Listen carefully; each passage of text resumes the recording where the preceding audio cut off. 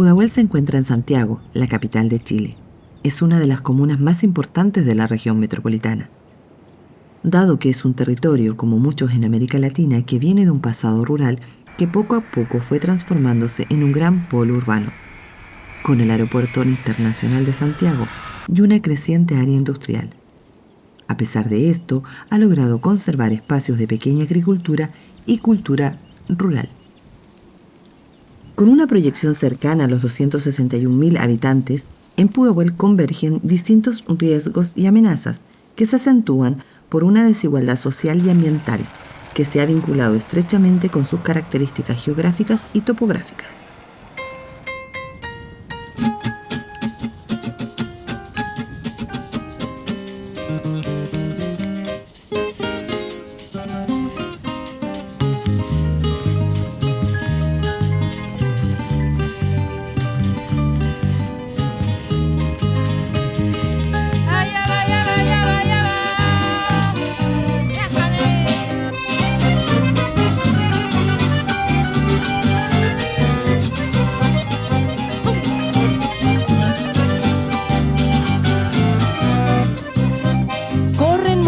Gigantes por las venas de esta tierra, fuerza de madre y abuelas queda impreso en el semblante, se refleja en el aguante lo que el tiempo no ha borrado.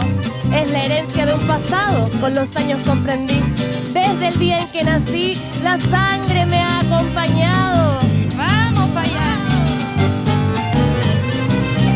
Allá de color rojo nací. Siento el calor en el centro, por mis entrañas. Siento el calor en el centro, por mis entrañas. Allá vaya agua que debe fluir, que de nacer desde adentro, por mis entrañas de color rojo nací, por mis entrañas.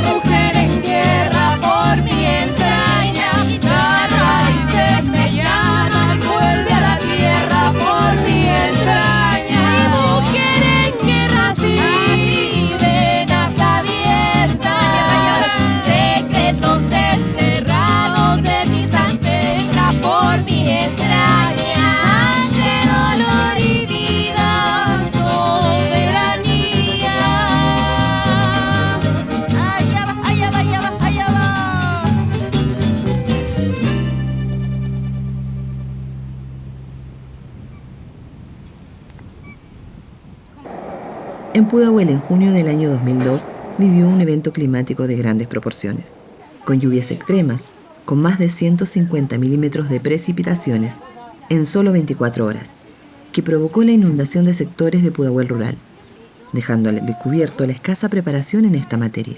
Sin embargo, reflejó que sus habitantes serían fundamentales para la resiliencia comunitaria. ¿Pero qué entendemos por resiliencia comunitaria? Término que se vuelve cada vez más común cuando se trata de enfrentar situaciones de desastre. Y así queda reflejado en los relatos de las vecinas de Pudahuel rural, ya que son ellas, con sus capacidades, las primeras en dar respuesta ante un desastre. Y a eso se le debe sumar la colaboración con instituciones y profesionales, tales como municipios, organismos técnicos o equipos de voluntariado. Esto de la inundación se fue dando a través de días. Empezó a llover un día, que llovió harto, empezó, al otro día no paraba de llover, al tercer día ya todos queríamos que parara de llover, pero siguió. Y en la noche, pensando de que no nos íbamos a inundar, despertamos, ponte tú, tipo 1 o 2 de la mañana con el agua ya arriba. Porque a las 4 de la mañana a mí me llaman que había entrado el agua al colegio y nosotros tuvimos que ir. Ya nosotros no podíamos entrar a sacar a la gente, así que la gente por sus propios medios empezó a salir. Fuimos a buscar a carabineros que estaban en la posta, por ahí pasó otra situación. Yo lo empujé al carabinero, lo tiré al agua para que ayudara a la gente a salir. Bueno, son cosas que la adrenalina, los nervios, no sé. uno llega a esas cosas. De hecho, uno va a monitorear el río. Porque yo, de aquí serán 300, 400, no, a ver, como 600 metros para adentro. 500, 600 metros. Que está el río. Pero por aquí uno no ve nada, porque como le digo, está lleno de árboles. Entonces me doy la vuelta por allá y voy al puente. Y ahí con los vecinos también. Que son todos, como le digo, parientes. Somos todos parientes. Ahora uno llama por teléfono, pero en ese tiempo uno tenía que ir a ver el río. Y con mi prima siempre, ella me dice, no, estamos bien, el río no ha subido, el río ha subido, falta tanto para subir a topar el puente, y ahí nos vamos. Porque de hecho ellos están a un costado del río. Entonces pues ya empezó a llegar el agua, mi marido empezó a cargar los animalitos más chicos al camión para poder sacarlos para que no se ahogaran. O sea, me quedaba todo el vacuno, lo que es caballo, todo eso se me ahogaron todos. Porque a nosotros en la casa, que la casa estaba en alto, el agua los llevaba más arriba de la rodilla. En el transcurso de la noche estuvo como tranquila el agua. Después en la mañana, ya como a eso de las 10 de la mañana, nosotros entró el agua, de una así, porque esta cuestión es así como que no hay agua, llegó el agua. Y entró más o menos como 50 centímetros adentro de la casa. Ahí sacamos a mi mamá y el vecino de frente siempre nos ha acogido cuando hemos tenido problemas de inundación. Él nos prestó su casa, estuvimos en la casa, mi mamá con mi hija, porque mi hija tenía como 10, 11 años, 9 años tenía, iba a cumplir 10. Y yo las mandé para Pudahuel, a la casa de un hermano. Yo me quedé sola con mi papá acá. Pero no contábamos con que el río iba a seguir subiendo. Entonces, en base a eso, llamamos al municipio, crearon un albergue en Santiago, no sé, o sea, en Pudahuel, no sé en qué parte, y este joven prestó su micro y trasladó a toda la gente para allá.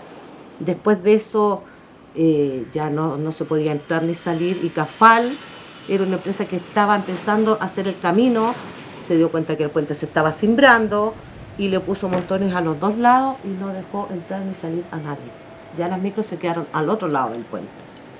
Eso de manera unilateral, no hubo autorización. No, nada, es que era, porque si el puente se cimbraba y pasaba un vehículo y caía, se iba a morir gente. Entonces ellos quisieron prevenir esa parte y nosotros nada que hacer, o sea, háganlo, o sea, si es por el bien de todos nosotros, bien, po. Nuestras casas estaban arriba de 1,60 m, 1,80 m. A mi esposo, a mi compañero que todavía está conmigo, lo tuvieron que sacar en helicóptero. Cuando a nosotros nos rescataron en bote hacia ese colegio que les contaba, mi hija se me va casi río abajo. O sea, sería otra historia, una muerte más. Y eso asustó, pero estábamos tranquilos también porque como la casa está en alto, nosotros pensamos que nunca el agua iba a llegar tan alto. De hecho, el agua llegó al borde de la galería, pero nunca entró a esta casa. O sea, esta casa siempre estuvo resguardada. Si nosotros nos hubiésemos querido quedar, yo creo que nos hubiésemos podido quedar. Pero era complejo porque era ver un mar de agua. O sea, tú por el lado que miraras era agua. Por la parte del bosque era agua, por el lado de la siembra era agua. Y como te digo, llegó hasta la galería. Con las muertes que hubieron en Lo Echever en eso entonces. Porque en Lo Echever también hubieron 2 muertes, que pasó un vehículo y no era Lampa lo que se había inundado, era Pudahuel entero. Pudahuel se había inundado desde acá hasta el Liceo Brasilia. Todo estaba bajo el agua. ¿Y fue de repente? De repente, sí. Es que la alcaldesa de Quilicura, cuando estaba la alcaldesa, no me acuerdo el nombre de la señora, nos halló mejor ella romper los Echever para desaguar el agua que tenía ahí donde se estaba inundando, rompen los Echever y los echa todo el agua nosotros hacia al canal de las Cruces. Sí, a ver, por detrás de la casa pasa el estero Las Cruces, también le dicen estero El Membrillo o estero Lampa. El estero que pasa por detrás, en donde vivo yo, hay como un precipicio alrededor 8 o 9 metros, que nosotros pensamos que nunca, jamás el agua iba a subir por ahí. Y el agua subió, el agua llegaba desde ese precipicio hasta acá. O sea, subió por todas partes. Ya nos levantamos como cualquier otro día, vestimos a los niños para el colegio y no nos habíamos dado cuenta que el agua había subido. Y cuando abro la puerta, mi suegro, que estaba más cerca de la calle, que no estaba inundado, dice: Juanito, qué sé yo, no manda a los niños al colegio, estamos inundados. Entonces Juan se metió al agua hasta la cintura y fue a buscar un bote. Entonces empezaron a evacuar a la gente. Entonces la evacuaban en el sector de la escuela. Entonces vinieron unos anfibios que venían, los metieron al río, pero fue un desastre porque los anfibios se los llevó el río. Yo me negué profundamente a subirme a los anfibios, después vinieron helicópteros. Yo tampoco me quise subir a los helicópteros, nada, pero se llevaron a mucha gente de acá, porque en el fondo lo que quedó fue un fierro del puente antiguo. Y por ese fierro nosotros amarramos los niños con chaquetas salvavidas y los fuimos corriendo y salimos. Es que el día de la inundación igual complicado porque siempre pasan las cosas en la noche. Siempre en la noche, bueno, toda la gente ahí desesperada, algunos tratando de comunicar con las cosas que teníamos en ese momento, que era teléfono, algunos que teníamos, otros no. Y tratando de ver que si la familia estuviera bien, pues sería la gente, los amigos, los vecinos. Y bueno, y al otro día despertar y ver que está todo, la gente perdió todas sus cosas. Y tratar de ayudar. La hija me la llevó, la polola de mi hijo se la llevó para Renca. Porque como era Lolita, tenía como 14, 15 años más o menos. Y ella se la llevó. Y me quedé yo con mi hijo y mi marido. Y después ya, como ya no se podía hacer nada más, fueron de la fábrica Harmony y me sacaron a mí en la máquina, en la retro. Y esa me sacaron. Bueno, todos los vecinos estábamos atentos a la crecida del río. Y de hecho todavía, cada vez que llueve mucho, admiraba el río, cómo está, si está alto, si está bajo. Pero ese día, como fue tan de noche, nos quedamos dormidos seguramente en algún momento, tipo 2, 3 de la mañana, y el agua estaba. Y también dicen, pero yo no sé, no estoy segura, de que más aguas arriba hay un lugar que tiene como un tranque de agua que se llama Huechún, que sé que ahora no está funcionando, pero decían siempre que abrieron el Huechún nos vamos a inundar. No sé si será verdad, pero eso es lo que las vecinas contaban y los vecinos contaban. Teníamos conciencia del tranque Huechún, que me parece que está para el lado de los Andes, y que cuando ellos soltaban las compuertas, Noviciado se inundaba. Creo que gracias a Dios ahora no existe, ¿ya? Estábamos al tanto de eso. La verdad es que nosotros como familia, con mi esposo y yo, nos preocupamos siempre de que los chicos no estuvieran acá, ¿ya? Entonces los poníamos a resguardo en la casa de mi hermana en Quilicura. O sea, Nos tomábamos y lo íbamos a dejar allá y después nos veníamos acá y de aquí veíamos qué hacíamos nosotros. Que mi esposo es bien quitado de bulla, entonces a él no le gustaba esto. Hasta el 2002, que fuimos a dejar los niños, vimos gente en la carretera con unos nylon tapados y sabíamos que ya venía la inundación. No había cómo cruzar. Entonces era decir, ya no esperamos, ¿cuánto? Un mes, 2 meses que hagan el puente, era mucho tiempo. Entonces yo le dije, nos vámonos a la casa de mi hermana y tomemos la decisión y decidimos con una soga gruesa amarrarle ese fierro, que era un fierro así, pero igual era peligroso. Les pusimos chaquetas salvavidas y los amarramos, entonces íbamos corriendo, la soga amarrada, la íbamos corriendo a través del tubo, del fierro este que había. ¿Y los niños, o sea, qué edad tenían los niños? Los niños tenían como 8 y 6, porque yo tengo 2 hijos. Claro, se los podía llevar el agua. Sí, no, era peligroso el río. ¿Y cómo fue la experiencia de ellos? O sea, ¿qué es lo que ellos se acuerdan de cómo...? Algo se acuerdan, sí, se acuerdan. Se acuerdan porque de hecho lo sacamos en bote de la casa y yo me fui. Y mi marido se quedó acá con mi suegro. Yo me fui solamente con los niños. Fue penoso porque nosotros tratamos de colocar cosas arriba de la casa, lo que más podíamos, pero fue imposible. O sea, ahí se perdió todo. Lavadora, refrigerador, cocina. O sea, después de una inundación es empezar de nuevo tu casa. Es de nuevo, todo de nuevo.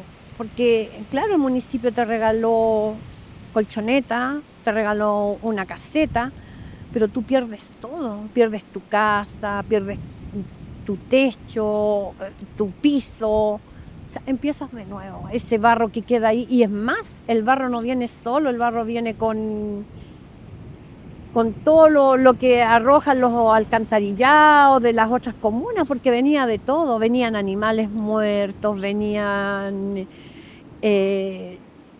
me acuerdo que venían unas vacas que venían bramando y nosotros sin poder hacer nada para salvarlas porque era imposible, porque el agua corría. Bueno, llegamos aquí y él me dice, vamos a echar una miradita al colegio por si acaso. Como él se entusiasmó, obvio, a mí me gusta esto, yo fui con él.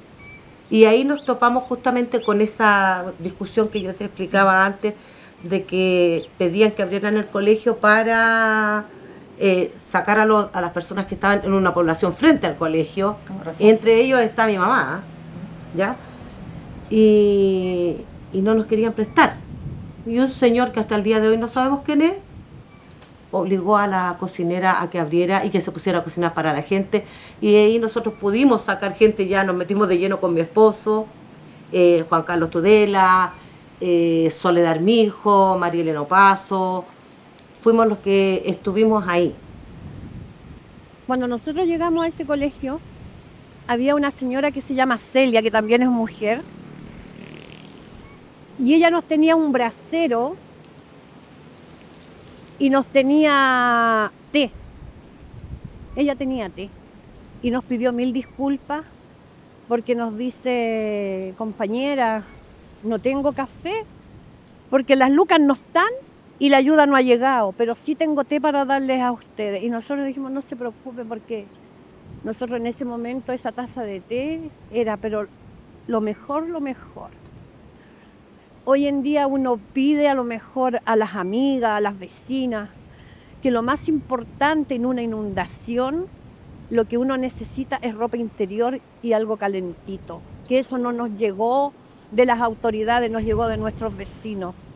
Entonces esas son las diferencias enormes, porque nosotros estamos en una ruralidad invisibilizada, en donde en ese entonces llegaba mucha ayuda para todos los otros lados, pero como no sé si el alcalde o la región metropolitana o en ese entonces esas autoridades no querían dar a demostrar que Pudahuel estaba bajo el agua, porque nosotros estábamos bajo el agua.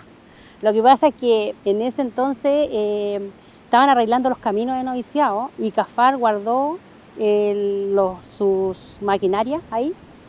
Entonces, en ese momento, cuando hubo la inundación, fue en la noche, subió el agua y nosotros teníamos las chanchas encerradas.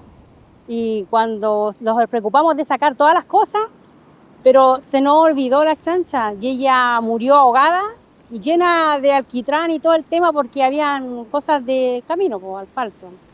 Como el terreno que nosotros vivíamos en ese entonces era de la Asociación de Canalistas Juan Antonio Río, que es el noviciado acá. Entonces ahí ellos arrendaron para que guardaran toda la maquinaria. Y murió gallina, murieron patos, pavos, todas las cosas que de nosotros y de otras personas, también vacas. Mucha gente perdió, como te decía anteriormente, animales que de eso vivían. De sus vaquitas, de su caballito, no sé, todas esas cosas, los carretones. Mucha gente perdió. Parte de la historia de noviciado se perdió en las inundaciones que hubieron en el 97 y en el 2002. Y nosotros con mi esposo, en ese entonces, teníamos muchos chanchos, teníamos casi 70 chanchos, muchas gallinas, teníamos unos caballos también.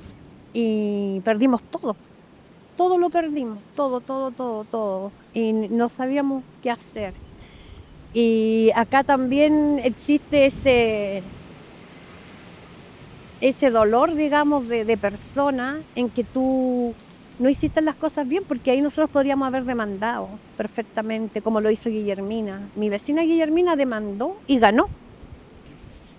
Me echaron los inspectores de extra, porque supuestamente mis animales habían muerto porque los tenía enfermos. Aprovecharon. Claro. Y resulta que fue el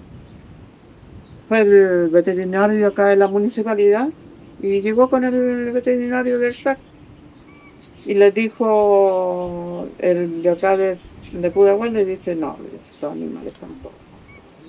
E incluso ellos tuvieron que, para poder ver los animales en las condiciones que quedaron, tuvieron que subir por la casa y entrar por mi dormitorio que daba hacia el corredor. Y ahí el veterinario de acá de la MUNI le dijo, no, estos animales no están enfermos, le dijo, y menos van a estar enfermos porque yo sé que ellos llevan todos sus animales con todos sus remedios, todas sus cosas. Entonces, ¿para qué dice? Hacen daño. Claro, porque a mí, como le digo, a mí me echaron los inspectores de ETA por la sencilla razón que decían que mis animales habían muerto por enfermedad. Yo me acuerdo que el helicóptero llegó y ellos tiran mucho viento cuando están aterrizando, entonces se veía peor, el agua saltaba, yo tenía una jaula de pajaritos, la jaula de pajaritos volaba, las sillas también, porque tira mucho viento. Entonces nos pidieron que fuéramos al helicóptero y me acuerdo que nos subimos y detrás de nosotros nos siguió uno de nuestros perros y lo sacamos también. Pero el resto se quedó. Nosotros nos preocupamos de dejar las puertas de la galería abiertas, las mesas acercadas a la pared para que ellos tuvieran resguardo y comida. Entonces ellos quedaron seguros. Nos sacaron, en el aire uno miraba abajo y era un mar. O sea, se veía todo lleno de agua, todo. Era impresionante. A mí me causó mucha impresión mirar toda la tierra llena de agua. Sí, el puente Membrillo que se les dice, bueno, acá esto estaba todo inundado, hasta arriba, los árboles. Toda la familia que está ahí, la familia Calderón, ellos perdieron todas sus cosas, perdieron todas sus casas, perdieron todo, animales, todo. Esto pasaba hasta la canoa, que se llama ahí, es una canoa que lleva el agua para los regadíos de acá del sector noviciado, para regar las parcelas acá del sector. Hasta ahí llegaba, topaba el agua. Pasaban las casas, hacían las media aguas, todas rotas, los animales muertos, autos, todo pasaba así. Todo esto estaba tapado, todo esto estaba lleno de agua, todo. Así hasta donde vivía yo, que yo vivía en la Vuelta del Cura, que se llama así, hasta allá llegó agua. Así que mucha gente perdió todas sus cosas. No, en esa época estábamos más desconectados. Estábamos mucho más aislados. En esa época noviciado casi no existía para la gente decía noviciado, ¿y dónde queda eso? Decía, claro, no, en esa época era todo campo. ¿Y ahí llegó alguna institución a ayudar? ¿Se acuerda si llegó la Solidaria? No, acá no me recuerdo que haya llegado nada. Nada. Yo sé que para Peralillo, que estuvo más inundado, sí llevaron colchones, plásticos. Y se llevaron a mucha gente a unos colegios. Y lo otro que yo te dije que llegaron helicópteros, pero fue muy caótico. Entonces yo ante ese caos, yo preferí no hacerlo. Yo lo estoy reproduciendo, también cuesta mucho reproducirlo. ¿Saben cómo se reproduce el espino? Da una semillita negra, que es dura, una vaina, dura. Esa cae al suelo, se rompe, los pájaros se la comen. Pasa por el intestino del pájaro, cae y nace. Entonces yo en la época de la primavera me voy por debajo de los árboles, hincaco a mi marido y nace una semilla y la saco. Estoy reproduciéndolo. Maitén, hoja perenne, los Santiago lo tienen plantado entero con hoja caduca. Por eso que se tapan todas las desagües. En Santiago no existe la hoja, no debieran tener árboles que se les cae la hoja. Tienen que ser maitenes, puros maitenes.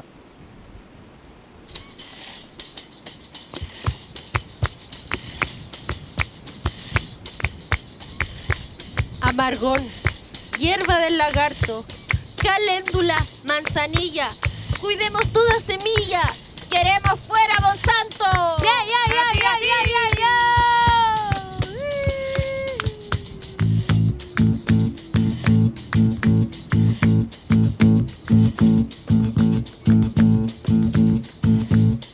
La tierra con su riqueza, hierba, plata, boldo, Guayacán, en su gran sabiduría. En su gran sabiduría nos ofrece su alimento, hierba, plata, boldo, Guayacán, nos entrega medicina. La tierra con su riqueza, nalga, chilco, canelo, matí, cortiga, boldo, Guayacán, cedrona, copa y cosar esa parrilla. Nalga, chilco, canelo, matí, cortiga, salsa, parrilla, madre aloe, salvia, boldo, Guayacán, toronjila, chicoria, chepica, malva, arnica, chequen, culeñan, en hierba, plata, Guayacán.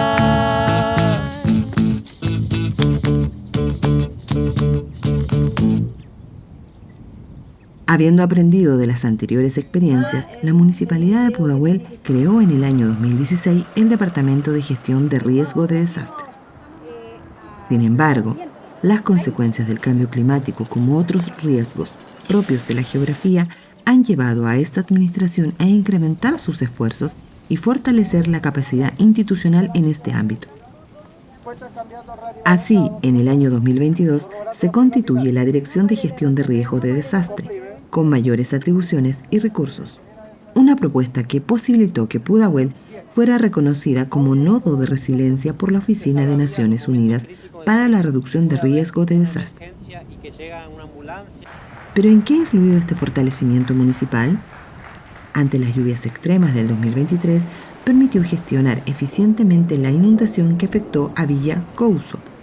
Y de igual forma, ante similar evento durante el invierno del 2024, se pudo abordar anticipadamente una coordinación que evitó lamentar episodios extremos.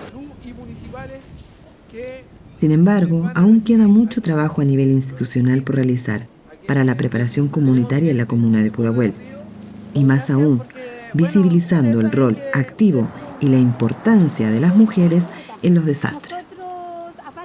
Muchas veces la percepción pública, la literatura especializada sobre género y desastre tiende a situar a las mujeres como víctimas o sujetas de protección. En efecto, la evidencia científica muestra que la afectación ante desastre es mayor en razón de género, sobre todo en comunidades excluidas o desiguales. Y así ocurrió, por ejemplo, con el terremoto y el maremoto del 27 de febrero del 2010 y también como consecuencia de la pandemia COVID-19. Pero a la vez, diversa evidencia indica que son las mujeres quienes cumplen un rol de liderazgo más activo durante un desastre y que resultan fundamentales para la resiliencia, los procesos de recuperación y reconstrucción post-desastre. Y como es el caso de Pudahuel y en muchas otras localidades latinoamericanas, son las mujeres quienes lideran colaborativamente para que sus comunidades salgan adelante después de un desastre. Aquí en el sector rural la mayoría de las dirigentes son mujeres.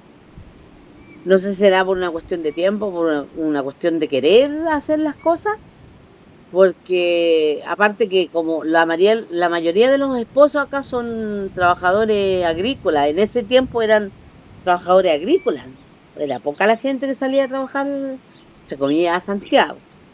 Entonces la mujer sí, pues la mujer siempre ha sido más empoderada en el campo porque en relación al trabajo social, porque tiene más tiempo, se podría decir, entre comillas.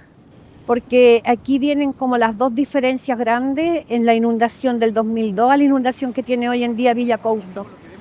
porque me he dado cuenta que realmente el municipio hoy en día ha puesto todo el amor, todo el cariño hacia esa gente, y en las mesas o en las agrupaciones nos dicen de repente, oye, si ustedes tienen algún vecino que se inundó o algún vecino de esto o lo otro, nosotros decimos, no, acá no nos inundamos nosotros hoy día afortunadamente, porque toda la ayuda tiene que ir a Villa Couso.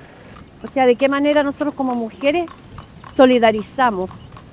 Mis vecinas cercanas, ponte tú, la Pame Calderón, la Rosita, que es mi vecina de acá, la Teresa Calderón, su mamá, la Rosa Caracciolo, que falleció hace 2 días atrás, y ella fue una dirigente que organizó mucho a nuestra comunidad. Fue una buena mujer, fue una mujer solidaria, y lamento que no la hayas entrevistado porque ahora ya no está, pero fue una mujer que siempre luchó y estuvo ahí siempre. Igual la mamá de la María Mazú también, una señora que también estuvo generando conciencia en el sentido de organizar a nuestra comunidad, la señora Luisa Durán, la Venda. No, hay muchas mujeres aquí, muchas mujeres que son valiosas, así que todas importan. Yo eso recuerdo a la señora Celia también, que nos ayudó mucho. Fue una gran mujer y entre mujeres nos ayudamos bastante. Entonces, como mujeres nosotros empezamos a trabajar, nos regalaron sí una caseta que se agradece, pero nosotros tuvimos que limpiar. Entonces yo ahora veo a todas mis vecinas de Villa Couso, todas contentas, todas felices porque ha llegado una ayuda. Los siguen acogiendo, siguen yendo médicos, los siguen visitando, llegaron a tiempo, no llegaron a destiempo. Y lo más importante de esta enseñanza es que se está reconociendo una tarea que nosotros como pobladores o como vecinos o como dirigentes sociales por más de 30 años lo hemos dicho. Hay muchos vertederos clandestinos en la ruralidad, en Pudahuel nosotros tenemos muchos vertederos clandestinos. Por monitorear el río, hay que monitorearlo, sí. Porque, por ejemplo, la gente de Los Guindos, nosotros nos enteramos la noticia por la tele, porque mi hija sale a las 6, 5 y media, 5:45 al trabajo. Entonces uno prende la tele como por inercia, hace esas cosas. Prende la tele y lo primero que ve son noticias. Y estaba mostrando ahí Los Guindos. Pero yo jamás pensé en ver acabada el negocio de Los Guindos, que es un negocio de años. Yo le estoy hablando que yo terminé de estudiar en el 88 y ese negocio ya llevaba como una cachada de años para atrás. Entonces verlo de repente todo destruido, ahora acabado, el mismo motel, un motel que era como ícono a la entrada de noviciado. Ahora no hay motel. Murió el motel. La cancha. Entonces uno va viendo que se van acabando cosas. Pero tenemos que seguir viviendo, ¿no? Si no nos queda. ¿Qué saco yo si me inundo, quedarme sentada mirando el barro? No me sirve. Tengo que limpiar porque mañana tengo que volver a pararme, a limpiar mi casa. Si tengo que ayudarle a un vecino, ayudarle a un vecino. A lo mejor no tengo mucho para ayudar, pero tengo 2 manos que sí me sirven para ayudar. Y la gente de acá es bien humilde. Yo te diré que en ese entonces, cuando trabajábamos ahí con la asistente social que nos ayudó harto, que era María Elena Opaso, yo trabajé con ella y con otras dirigentes de acá, María Mazú también, Juan Carlos Tudela también, trabajamos, y otros vecinos de aquí del sector, era a tratar de ayudar a las personas que estaban con agua, que han perdido sus cosas, que estaban con barro, y tratar de ir a dejarle ayuda, porque la gente en sí no pide acá. Es muy poca la gente que se acerca a decir, ¿sabes qué? Necesito tal cosa.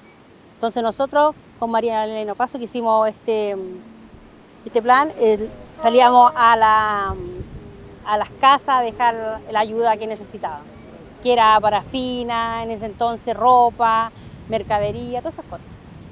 Noviciado ha crecido en forma irregular, totalmente irregular, porque la gente al no tener su rol, cuesta conseguir que le pongan luz, que le pongan. Entonces, que roba luz, que saca, que se corta, que no hay Entonces, necesita una regularización noviciado. Necesita que se regularice, que se ponga alcantarillado, que se ponga de todo, que se hagan calles. La gente ha hecho, ¿cómo se llama? Estas calles angostas que dicen que no ha podido entrar ni bombero a veces. Pero por lo mismo, porque no se ha permitido que la gente regularice sus terrenos. Que se le diga, ya mire, por tantos metros cuadrados usted puede hacer una casa. Hay terrenos que han vendido terrenos de 200 metros cuadrados. Entonces, todo eso lleva a que todo salga mal, a que todo salga mal. Conversé con una niña y le pedí de sobremanera si ella me podía hacer un catastro de eso para que nosotros fuéramos adelantando pega. De hecho, lo está haciendo. Me dijo que sí. Entonces, ahí hay personas que son adultos, pero deben ser como de la edad de mi mamá. ¿Cuándo tú los vayas a sacar de su casa? Jamás. Jamás. Ellos sí que son nacidos y criados acá. Yo creo que ahí está la respuesta. O sea, nadie va a querer dejarlo. O se lo dejaron sus papás, o lo compraron con sacrificio. A lo mejor hace muchos años atrás, yo sé que aquí existía la colonia Juan Antonio Ríos. Imagínate, ahí yo no sé si existía municipio, no tengo idea. Y eso lo parcelaron, de ahí salieron las 84 parcelas más los 12 lotes. No sé si eso se lo regalaron, se lo vendieron a precio de huevo, no tengo idea. Pero yo creo que esa es la respuesta. Esa gente no va a dejar su patrimonio porque se lo dejaron sus papás o el sacrificio de ellos.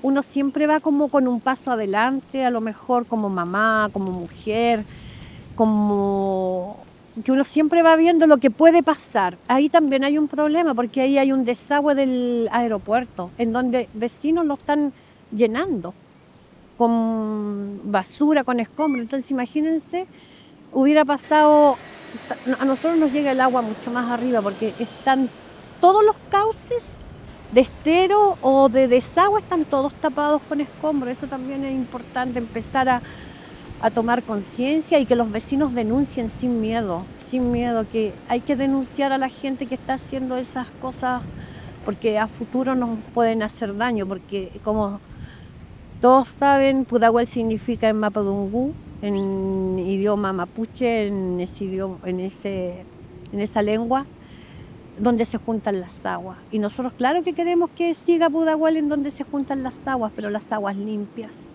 las aguas que nos dan vida, no las aguas que vienen contaminadas y sucias por aquellas personas que quieren ganar solamente y no quieren, porque el agua es necesaria en nuestra ruralidad para seguir sembrando, para seguir llevando nuestra comida, nuestro alimento a sus casas.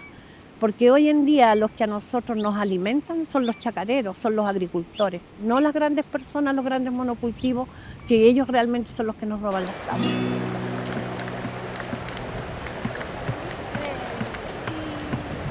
El agua no es mercancía, ni tampoco propiedad. Es tan grande su maldad que hasta el aire prohibiría.